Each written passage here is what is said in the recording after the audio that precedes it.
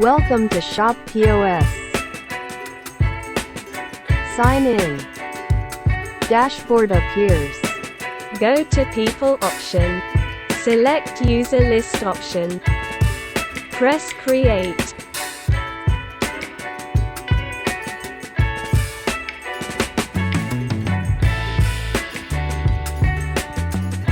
Press Submit. User added successfully. To grant access to the user, Go to Setting option. select Group Permissions option. Press Create.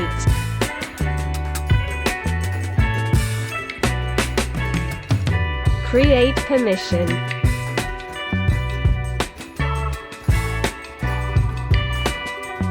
Press Submit.